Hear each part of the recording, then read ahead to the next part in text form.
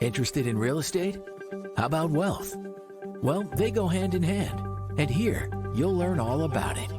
Welcome to Be the Bank, a podcast where we discuss and debate the topics centered around real estate investing. Your host, Justin Bogard, shares insights into investing in real estate to create real wealth and passive income for you and your family. He'll share stories of real estate investments done right, walk you through the process of owning a real estate note, and most importantly, educate you so you can be the bank. This is Be the Bank, brought to you by BrightPath Notes. Now, here's your host, Justin Bogard. All right, welcome to episode number 7 of the Be the Bank podcast, season 4. And I have a guest today who is Czarina Harris, who will be on in a minute. And today we're really going to talk about, how do you really make money in the note business? You do it deal by deal, or do you actually run a business? How do you get consistent deal flow? And that'll be the topic of discussion today. So stay tuned. And this episode is brought to you by BrightPath Notes.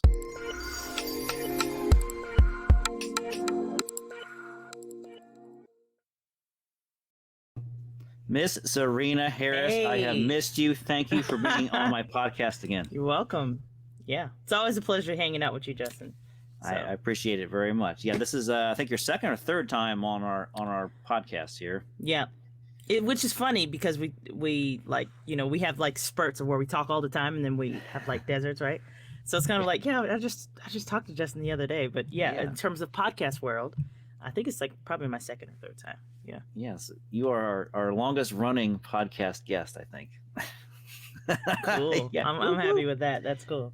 Yeah, as you know, I've had a couple iterations of this podcast, and my co-host for the last couple seasons was Super E, and she just didn't have time for me anymore, so she fired me and said, "I'm going to have to do this on my own now." Yeah. No, I'm just kidding. We're still good friends. She's really busy in a good way, and things are going really good for her with the short-term rental business. So she's doing her thing, and then I'm able to get guests like you on for today. There we go. Happy to be here. All right, Zena, I know you've been on before. Our audience probably knows you a little bit, but I want to kind of back up and just kind of tell your story a little bit about, when did you kind of get into this real estate world and note world and kind of transition to kind of where you are today and what you do for folks? Well, unlike probably a lot of people listening, I was never in the real estate world properly. I was always in notes. And so, when folks come in, they're like, oh, yeah, I used to do fix and flips and I used to do wholesaling, but I've never done any of those things. I've just been in notes. And so that's kind of a unique perspective. And as long as I've been in notes, you kind of see different cycles and stuff like that. And so even though I'm younger than most of the veterans out there who kind of have the same sort of like amount of knowledge, it is a broad scope. And so even when we were talking about like, what are we going to talk about? You're like, oh, you could talk about anything. It's one of those things. So I call myself the note nerd, because it's just what it is. You kind of like, I took my glasses off today, but like, I am a note nerd. And I've been around, and for the most part, like where maybe some of your folks might know me from is I used to be the director of curriculum at like a very highly esteemed training company here in the note industry, and then left after I had sort of like established my podcast that I have called Note Inc., same name. And one of the reasons that I wanted to sort of venture out was there's a problem with note investors in that they tend to come into the business and hit a ceiling. So they'll come into the business and sort of the trajectory is, I got to learn about notes. I got to learn what this stuff is. And that quickly goes into, okay, I just got to do a deal. And so they'll do their first deal or first few deals and they feel like, I'm really getting some experience now. And then it kind of goes awry from there and they don't really realize it. But what happens is then they start learning about seconds and then non-performing and then how to do this and how to do that and how to do partials. And so they start just really kind of giving a deeper dive into the education side of it and thinking like, if I know how to do more deals, if I know how to execute more deals, then I'm going to be able to build the note business that I have in my brain, right? Everybody has their own reasons why they want to come to this space.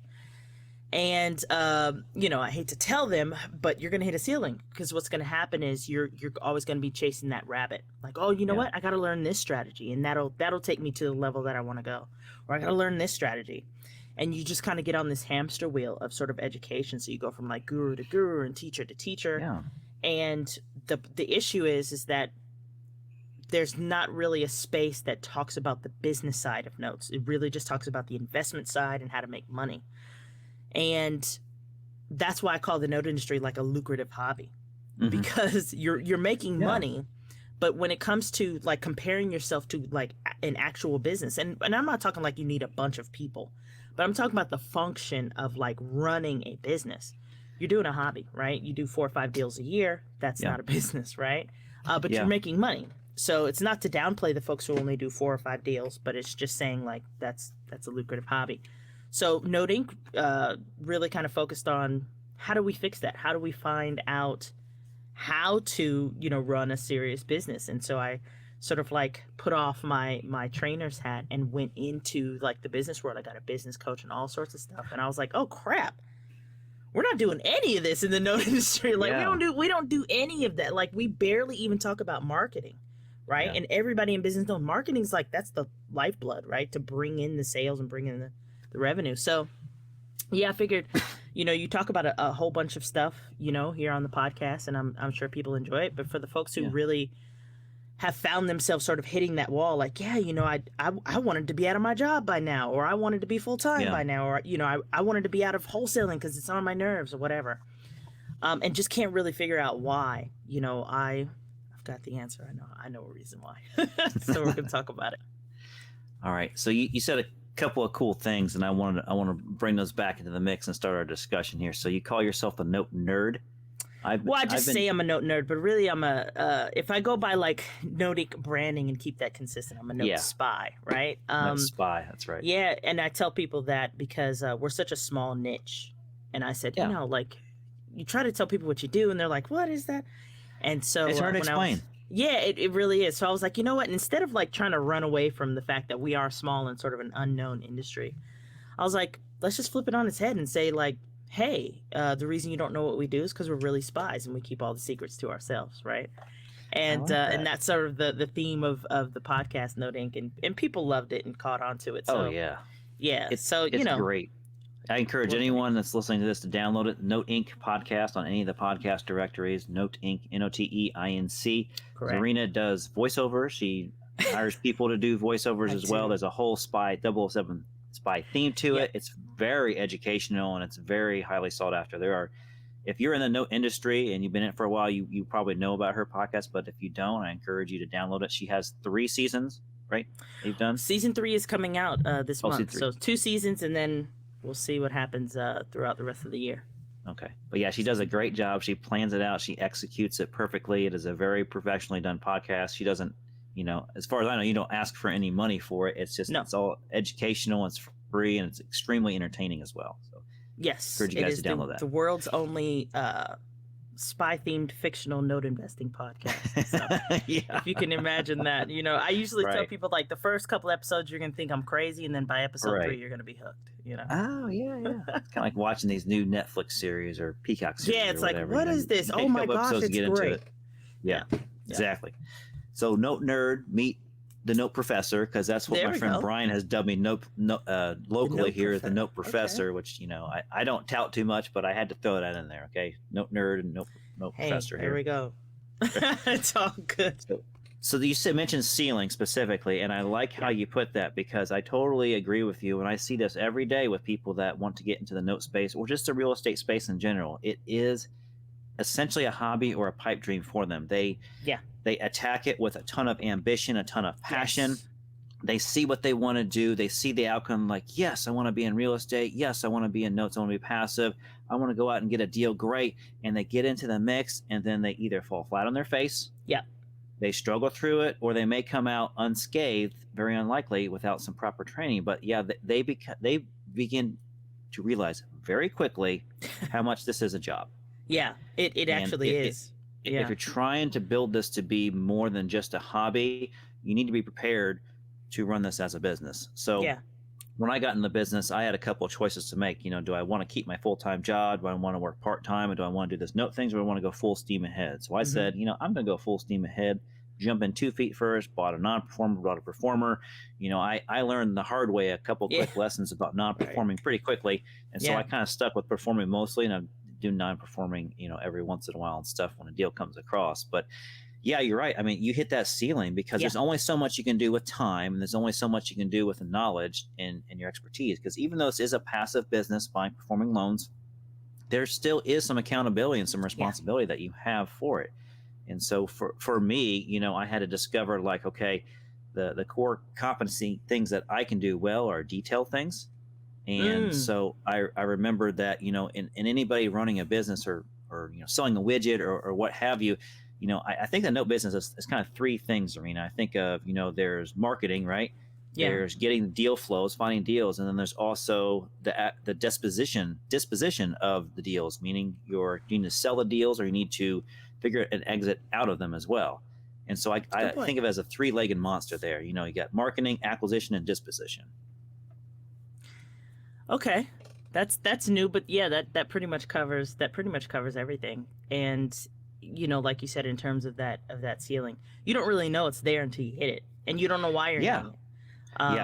It's not something that's talked about, and just seeing that over and over and over. I didn't really say this in my intro, but like when I was director of curriculum, I helped train over 1,700 people in the note business, and then I left Note Inc., and now I'm pushing up against 2,000 people combined. So it's something to see it happen over and over and over again. And I say, so you say marketing, acquisition, disposition. I say there's 2 pillars, and there's the first pillar is inventory, and the second pillar is investors or your capital. And so we're basically saying the same thing, just 2 different ways. And after that, it's kind of like, well, how do I make this consistent with marketing on both sides, right? So in terms of all of this, it's kind of like, well, what do I do? And one of the things that more recently, so I decided that I was going to use my sort of like note nerdiness, right? And kind of I started a newsletter, actually. It's quarterly. Okay. So there's been, over the years, there's been some like industry like newsletters and papers and stuff that have come out. Some aren't around, and some still are. And just sort of the benefit of kind of reading a circular that's part of your industry is really important when you're sitting on the train, or you're in your car or whatever, or you're in the office. You just kind of want to keep your head in that space.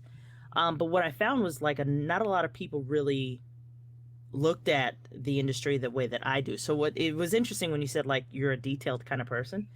I'm way more macro than I like to admit, right? I love the big picture and like seeing what the heck is happening. And so what I've learned is, depending on when you enter into the note business, that's the kind of business that you're going to run. And when I say the note business, I'm talking about the cycle that you're in.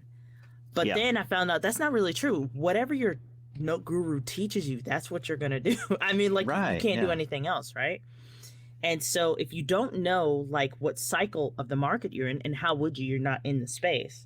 And your teacher is telling you, hey, this is how you're going to run the business, this is what you're going to do. If those 2 things don't match, not only are you not going to know it, and you're going to find out the hard way, but then you're going to be kind of at a deficit on what to do. So for you, in diving in with both feet, putting your feet to the fire and like finding out very quickly when you do that, oh crap, I better stay a little bit more on performing, because that's what's going to get the deals going. That's what's going to get my revenue going. A lot of people don't do that. They just keep running into the wall with NPLs or whatever, even though we're not in an NPL cycle right now. So it's kind of like, that's what they were taught. I'm not faulting anybody. So, there's 4 business models in the note space. There's brokering. There's flipping, which is another way of saying it's like a master broker, right? It's arbitrage. You have workouts, which are the NPL side, and then you have originations or investing, right? And so those are the 4 main like food groups, if you say, like coming into this space. And you can do any of them at any time. However, when you start to think about, okay, how do I make this into a real business? How do I, have consistent revenue? How do I make sure my marketing is really, bringing in the deals? You start to find out, okay, this really skews towards performing, right? And it skews towards selling loans. Like depending on the category that you want to be in. If you want to be a full-time sort of like serious business owner of a note business, you're going to skew performing and you're going to skew towards selling loans, right? Because that's going to give you the revenue that you need because your bills come in every month. It won't be like, well, I'm just going to stay on the non-performing side and do 4 deals a year. That's not going to work, right? Because your bill collector is going to be like, hey, you still want water and electric and whatever else on in your house? Right. Our money, you know what I mean? I can't wait for your deal to come down in December. So, you know, just kind of thinking about it like that, I was like, yeah, that's really what you have to do. And how many people really stop and think about, how do I make consistent revenue? How do I make $10K a month every month in my business? Once you have to think about that, then you start to shift and look at things differently. And you sort of like went through it hard knocks way and sort of like figured it out by just doing it. Some people not so lucky.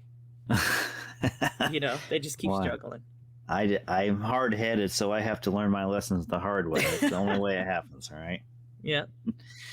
So it's interesting to me that, you know, offline we had talked about, you know, a couple different ways people can get into this business. You know, they either have a lot of money, like a lot of money, and they can get in, they can just run their own portfolio, or they have to go out and they kind of have to hustle. They have some money and they can buy some of their own, but they have to build that portfolio.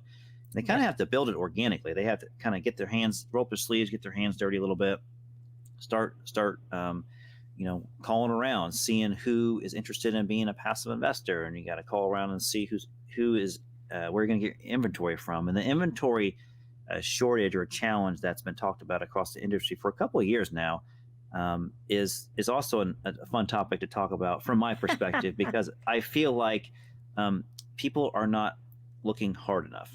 I feel like the deals are out there. I feel like the deals can be pretty sweet, but I feel like they're kind of used to having things catered to them, whether it's a fund that just releases stuff and then they used to have a lot of inventory and now they don't have a lot of inventory. Stop stepping on toes, Justin. Stop stepping on toes. Stop stepping on toes. Yeah, man. No, you're absolutely right. So remember what I said, like whatever you're taught, that's what you kind of know. Yeah. Bro, so many people came. I would say this started around 2014, 15, 16 era, right? Where you could literally come into the business. No, this is probably like 2016 and moving on. Like if I'm really thinking about it. But anyway, you can come to the business, right? And not only could you learn about notes from your teacher, but you could also buy them right there. So what it did was, one, it got you really excited, because then as soon as you learn something, you can go out and look at a deal, which mentally speaking is like top notch, right? Like, yeah, I can get started right away. But the issue is that when that goes away, you realize I don't have the muscle built up that knows how to find my own deals. Like I just don't have it. That muscle is gone. It's atrophied. If it ever grew at all, right? And you don't realize that until it goes away. And so what you're left with is, I don't even know how to find deals by myself, right? I've always sort of been fed deals. I've always been able to go to some platform and there were just deals just waiting there. And you don't realize how much of the business is trying to find deals. Yeah. And because you're not thinking of that, like you said, like they're easy to find. Like somebody would think like, Justin's crazy. He's been in it a while. Like, of course they're easy for him to find. Not realizing there's literally $1 billion. I think we're up to like $24 billion, right? In just seller financed private notes every year. Yep. It's not like, hey, we only have a few deals a year that happen like this. No, we're happening like 80, 90,000 seller finance private notes per year that no one really goes after because they don't want to spend money on marketing. And the other half of the folks don't even think about it that way because they're so busy trying to buy non-performing. Yeah. But that's go ahead. That's the retail note investor, I think. I kind of categorize them as, you know, they go to the grocery store and they pay retail pricing because everything's there for them. They don't have to go out and figure out where the jelly's, you know, at. They go to the store, the jelly's there. Yeah. Right. Same thing with notes. There's several different places that are just normal sources for people like me to go to. When I got started in 2016, you mentioned that number, so I just want to throw that out there. That's when I got started in 2016. So it was plentiful, right? There were a lot of performing loans. There was a lot of non-performing loans. Absolutely. And there were a lot of solid deals out there, and it was very easy to find notes. So my problem then wasn't the inventory, it was the investor. I had to build up Investors. an investor database. And then it took me a few years to get things going. Then when I started to get things going, I saw the inventory start to be a little bit more challenging to find at those traditional grocery stores, right? If Yep. you will. Yep. And rightfully so, they're having the same challenges. They're trying to go out and find things. But you're right. I had to figure out how to flex that muscle a little bit better. Yeah. And when I figured out how to flex that muscle better, I found like, oh, wow, seller financing, buying from mom and pop paper, that's a source where no one's really tapped into because you have to work hard at it. You have to have Yeah. a system. You have to have a process. You have to understand marketing. You have to understand Sales. being a salesman. You have to run a business. Yeah, Right. absolutely. And that's It the forces keyword for you to. today, business. It's the buzzword. Yeah, no, Business. it's true. It's true. And Yeah. so, you know, like you said, when you started to see something happen, Yep. instead of sort of like being a victim of it, right? Like, oh, there's no inventory, I guess I won't do any deals, right? You were like, no, I got to find some deals. And so that Yeah. so that tenacity and that hustle that was in you, like I have to make this work because I've got nothing else. It's either like notes or bust for you, right? Yeah. That mentality, it's very hard to have, like when you know you can fall back to your 9 to 5, or Yeah. you know you can go back to wholesaling. Exactly. Yeah, that Yeah. safety net. That safety net, exactly. When there's no safety net, you got to make it work. That Yep. tightrope becomes really serious. Yeah. And no, it's true. And so in terms of like, and that's just one area. Right. So that's a $24 billion area that's virtually untapped. And just to give folks numbers out there, if you go to, there's a few companies who still buy, you know, seller finance loans. They talk to brokers all the time, and they, you know, they send out their own mail and campaigns. If you talk to them and you ask them, and even if you ask the guy who's like the number one guy in selling lists in our industry, right? Lists of like seller finance, you won't get a number above 50 in terms of like how many people are doing this. You ask the list guy, and he's going to have a higher number because more people will buy a list than execute it, right? Correct. Yeah. So the list guy will say, it's about 50 people who consistently come back to me for more lists, right? And you know, to kind of refresh. And the number one buyer says, it's about 35 people who are consistent. We're talking about the entire industry. We're talking about the whole nation, all 50 states. There's anywhere from 35 to 50 people doing it. And so what you're talking about is a space that is like the unknown within the unknown, right? We're already this sort of niche that nobody knows about, but even within our niche, not a lot of people are looking at, hey, I can go out and get my own inventory, right? And I probably should because inventory is low. Yeah. They're not thinking about it that way, because the moment that you have to do that, it's like, well, how do I get it? Oh, marketing. Well, I don't know how to do marketing, right? And so you're forced to kind of learn all of these things and operate the business successfully, because you don't want to spend a crap ton of money on marketing if it's not going to warrant you the return. So you have to make sure that it's actually pretty good, right? And so you start to think like a business person, not just as a sole note investor just doing deals.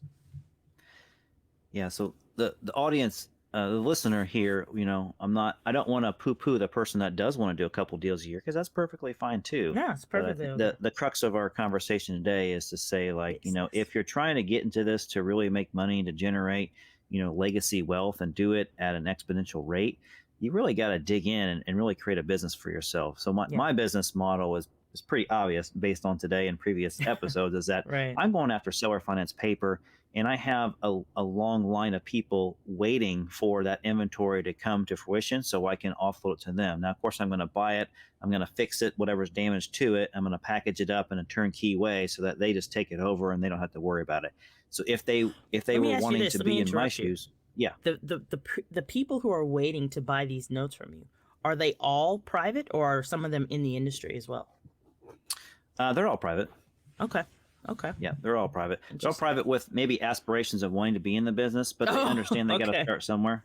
Gotcha. So I get a lot of people that want to work with me because it's kind of word of mouth with someone else that's worked with me, and they're like, you know, this is what he does. This is how he helped me out. And they want to know the business, but they know that they don't want to dive in feet first and do it on their own. They want someone to do it with them. So they're willing to, you know, share some of their profits with me in order to help them learn kind of how this thing works. And then after a few notes, you start to let go of the leash a little bit, so to speak, and they can the line is casted further out for them to be able to do more things on their own, or they just state, you know what, I see the type of work that you have to do on this. Not as a lot, but it's just like I have a time management problem to where I can't manage my time outside of my 9 to 5 job or I'm an entrepreneur and I'm running a business and I'm a licensed professional doing something, with dentistry or an attorney or something, be like, everything's thriving over here. And this is what I like to do. I do like the note side of it, but honestly, I don't want to learn a new craft. I want to benefit from the passive income. Yeah. And that's what probably 9 out of 10 people that come to me, they end up being like, I just want the passive income. I would like to make the monster yield like anyone, obviously. Yeah. But I accept the fact that I gotta do some more work and take some more accountability to get that really bigger return. Yeah. And so I'm happy with just steady Eddie, just having that predictability and having that payment come in. So that's kind of what happens when people work with us. Well, and I find that interesting too, because that's a consistent model for you that works. Yeah. But even with the shortages right now, there are people who are just in the note space that I'm finding who are like, I'll buy it. I'll take a lesser return just to have a deal. And so that's why I asked. I was like, are you just working with private folks? Because I've gotten a few emails and some contacts from people. They're like, we don't have any inventory. We'll buy anything. And again, it kind of goes back to they don't really know how to find it on their own. So it's interesting. I wouldn't argue that point, but I would say a twist to that from my view is that they probably know how to do it or what they should do to get it, but they choose not to because it's the path of least resistance is to be like, okay, well, that person just wait for somebody to bring it. Yeah. That's a good point. It's a good point.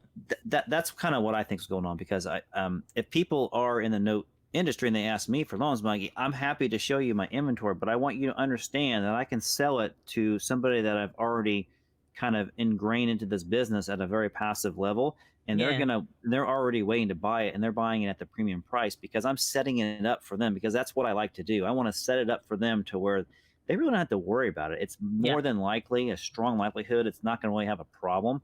Yeah, things happen and things do have a problem, but I set it up to where like this is a lower risk type of investment with a higher passive income because of it. Exactly. I try to tell people, like, we have a really, if you think about it in terms of product, which I hate to use that word, but if you look at it in terms of product, we have a really good product, right? You have like platforms now where people will send their money through this platform to do some sort of lending, P2P lending. And that is, in a way, it's kind of notes, right? But it's unsecured. And so the worst that you can do if somebody doesn't pay that back is like give them a bad credit score, right? Yeah. And hassle them with phone calls for debt collection. That's about it. Right? In terms of notes, listen, this is collateralized by real estate, which everybody knows. You know what I mean? So it's kind of like, wow, that's a superior product. And so even if you're a passive investor, it's kind of like, well, where are you going to find something like that? Something where your safety net is real estate. Like that just doesn't exist in a lot of places. Something that can be so liquid, especially in a market like now, right? Right. You just don't have it. And so you're really at the advantage. If you're an investor, or you're just someone who just wants to kind of diversify their portfolio, maybe you have a career and you don't really see a need to come out of that, right? If you like being a dentist, then be a dentist. Right.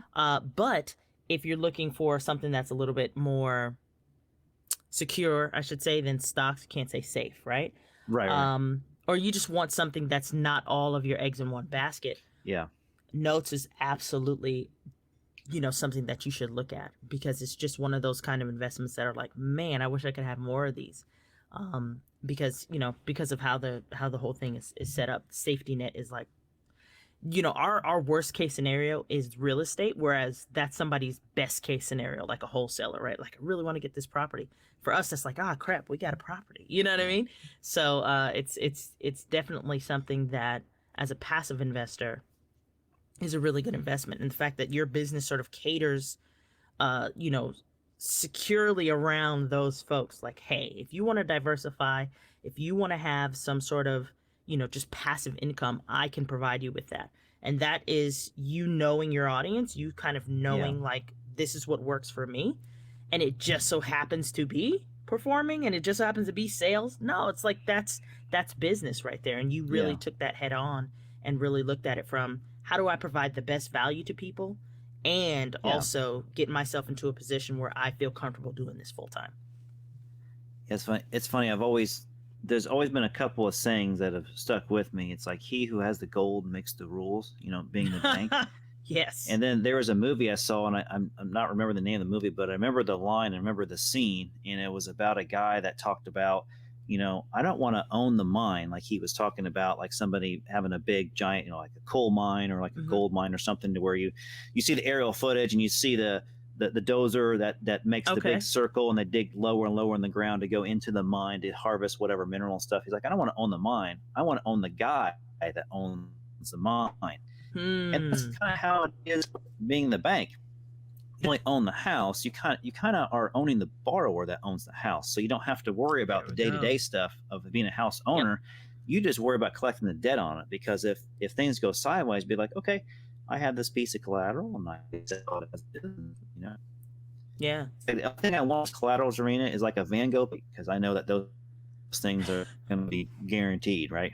Yeah, absolutely. No, it's true. So, I tell the phrase, and I granted, I picked this up probably somewhere in 2012 or so. I have no idea who said it, but it stuck.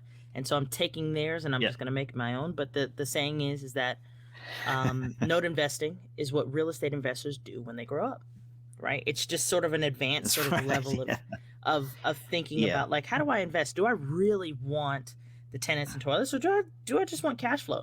And you start to think about, I just want the cash flow. I really don't care about this other stuff. And that's what notes provides. It's like, it's cash flow. You don't have to go with the day-to-day stuff. You don't have to be responsible for the grass being cut and the toilets flushing properly and the light bulbs being changed out and all that stuff. It's just kind of like, no, this is really passive. And to come into that space, back to, like, our topic in terms of like running it as a business and providing that, you have to kind of know your product in that way. Like, why would someone want to buy a note from you? Why would someone want this? Because that is what you're going to have to pitch to them and get really passionate about, for them to say, you know what, that guy, that gal, she really knows her stuff, or he really knows her stuff. I want to buy a note from them. And, that's why people have such a level of comfort with you, because you provide so much education and information that they're like, he has to know what he's talking about. I mean, like, he does a pod, you know what I mean?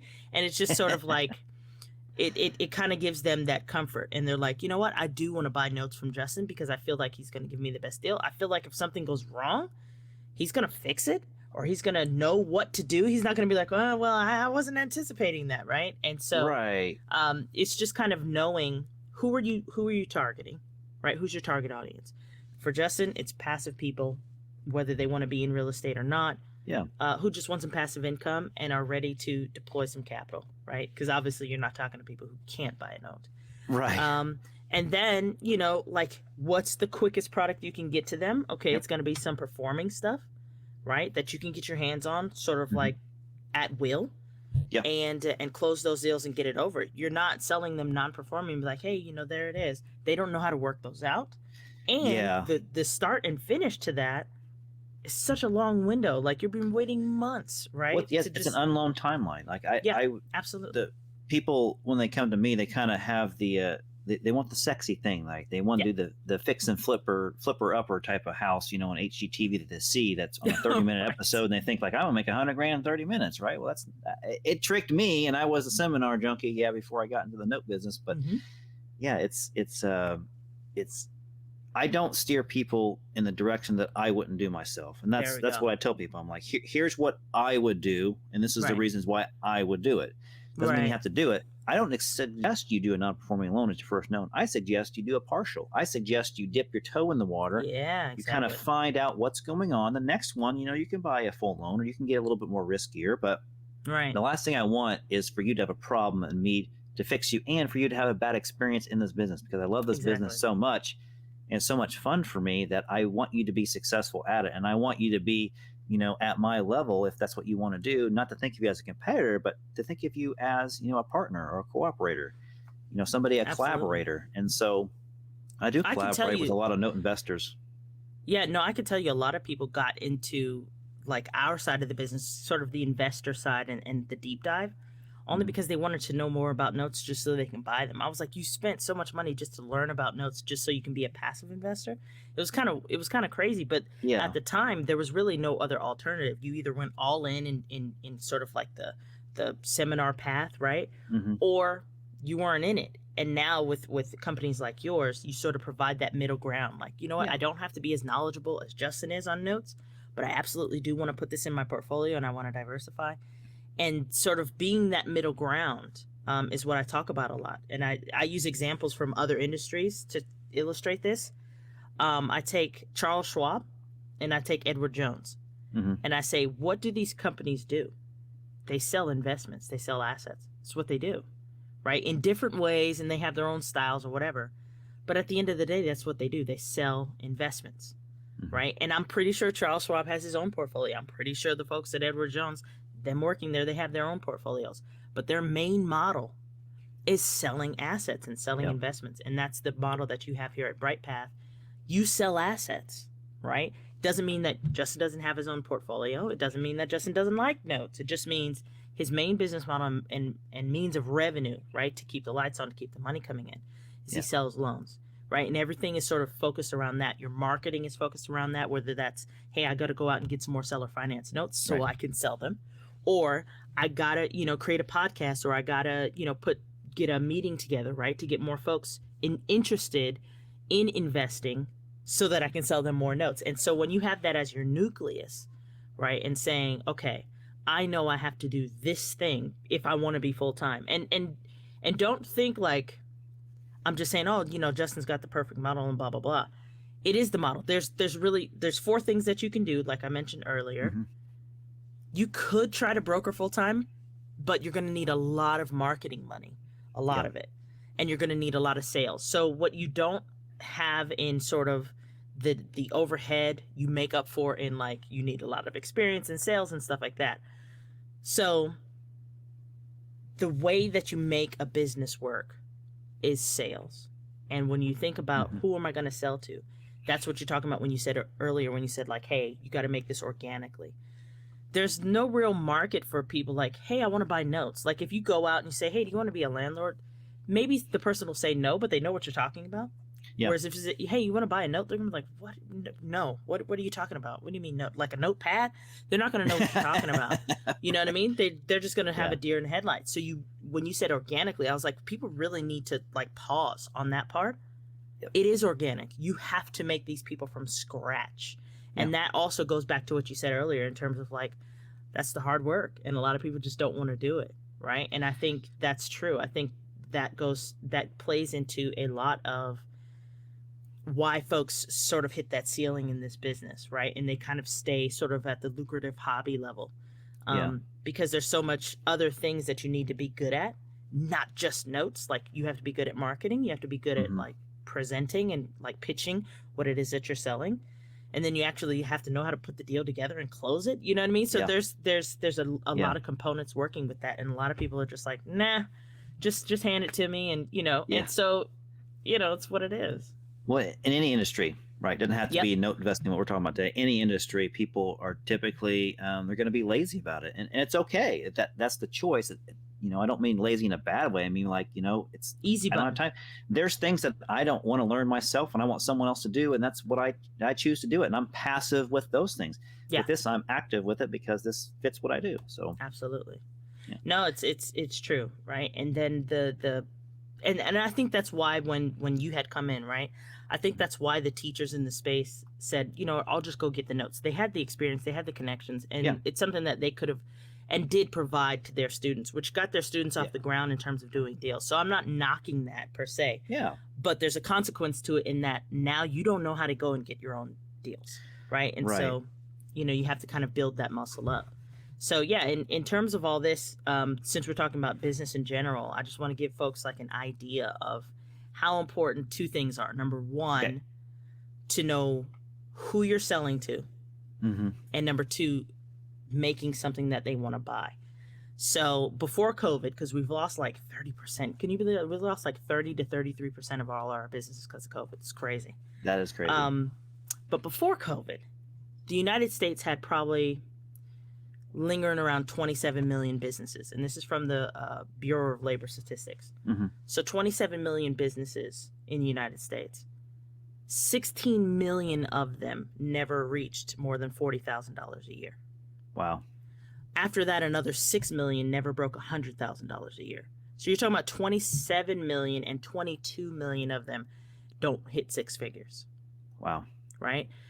The reason why is because a lot of the time that 16 million group who can't make more than 40, they really don't know who their audience is. They really don't know what the heck they're selling at all, right? Yeah. They're just like, everybody can buy this widget. It's fine.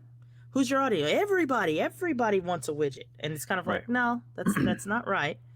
And then the other 6 million who don't break 100,000, they're not creating something of value, right? So they have like, hey, I want to sell Girl Scout cookies, but I want to sell it to this gym over here. Well, that's not going to work, right? Because they're trying to get healthy. They're probably going to be upset with you trying to sell Girl Scout cookies, right?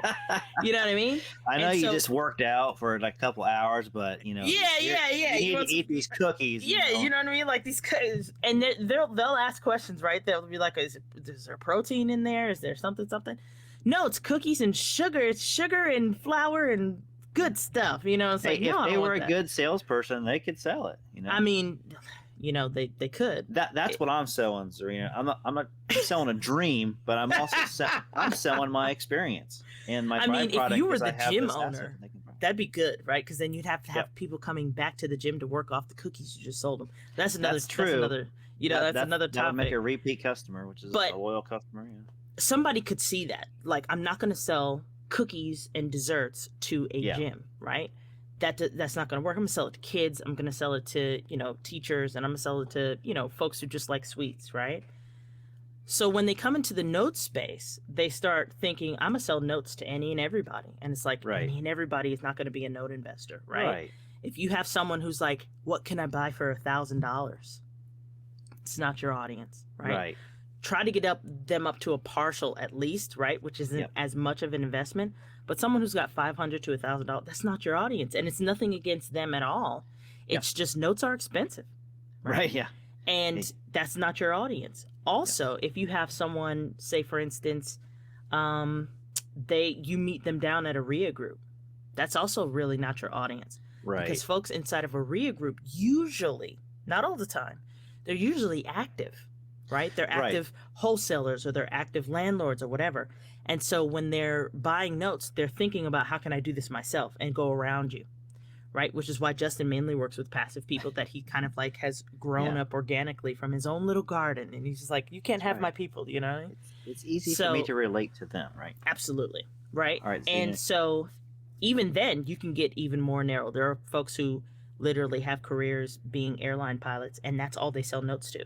It's because they understand the language of that person. They understand airline pilots have to retire after a certain point, and aviation is great. It's a passion of theirs, but they're terrible investors, and so they have these self-directed IRAs that they haven't done anything with, and so there's like they know that audience, and they cater notes. Not that you're changing notes, but you're positioning it in a way that it's suitable to this audience. So if you're just saying, well, anybody with $50,000 can buy a note for me, that's way too broad. You need to like narrow it down. Yeah. And that's the trouble with the 16 million group and then the 6 million.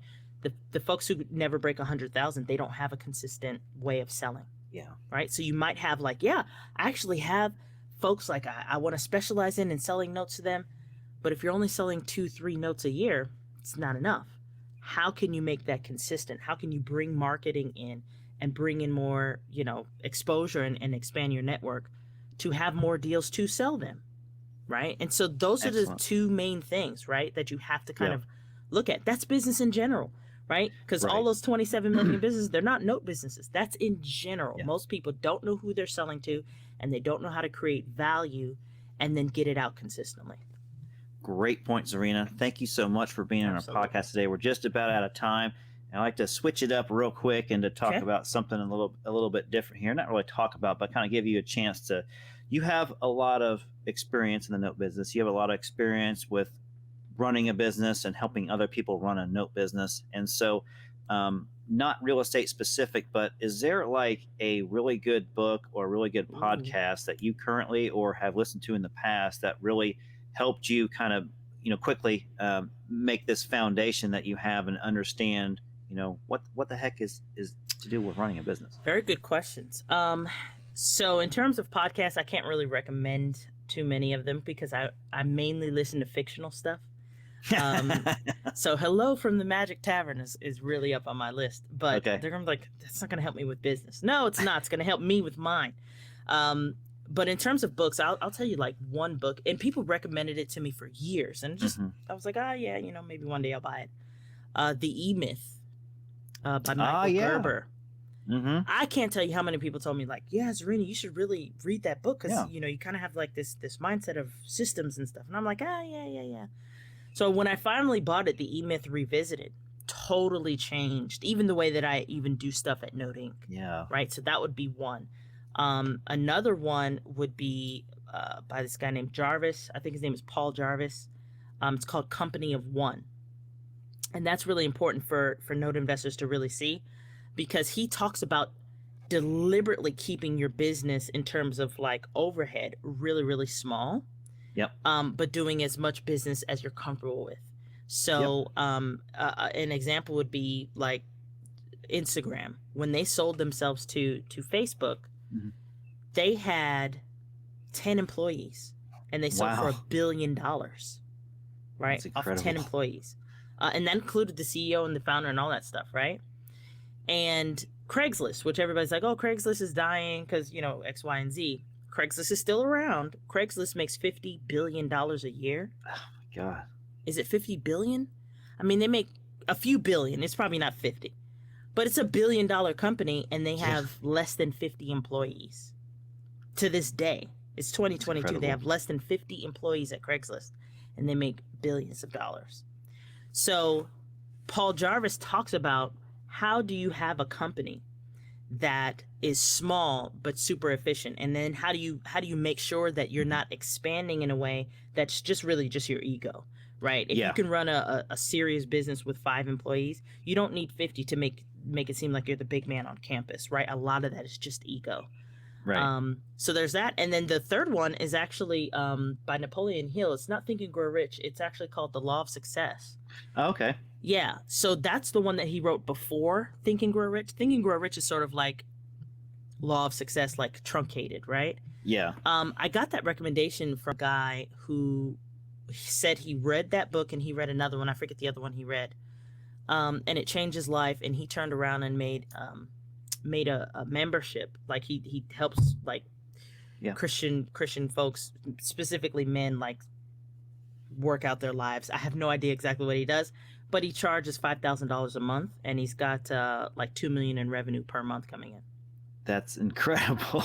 I was like, whatever books you're reading, I will read. And he was like, Law of Success by Napoleon Hill. I was like, let's make a note of that. And he has 0 churn. I was like, nobody's jumped out of your program? He's like, no. Yeah. So here's a guy running $2 million in revenue, and he has 5 virtual assistants and himself. That's awesome. Right? So what's the name of that book again? It was called The Law of Success by Napoleon Hill. I think that's going to be in our show notes there, The Law of Success by Napoleon Hill. Yeah. All right, Zena, thank you so much for being on our podcast today. This is episode number 7 with Miss Czarina Harris. And then quickly, how can somebody reach you if they want to get a hold of you and kind of... Sure. So you can find me, I really am not on a lot of social platforms. You can find me on noteinc.com. Sign up for our newsletter list there. Note Inc Podcast, same name, NOTEINC. We're on Spotify, Google Play, iTunes. And then you can follow me at Note Inc Media on Twitter. Czarina, it's always a pleasure to have you on the podcast. I appreciate all the conversations that we've ever had, and I know we always are long-winded with each other too. So this podcast went a little bit longer today, but it was fun. I wanted to go further. I wish we could have gotten to more topics, but we'll probably have you on again to kind of further explore. Just stay on. Just stay on for the next episode. Right? All right, everybody. I'm Justin Bogard of BrightPath Notes. It's brought to you by BrightPath Notes, right? Episode number 7, and we will see you next time. Bye.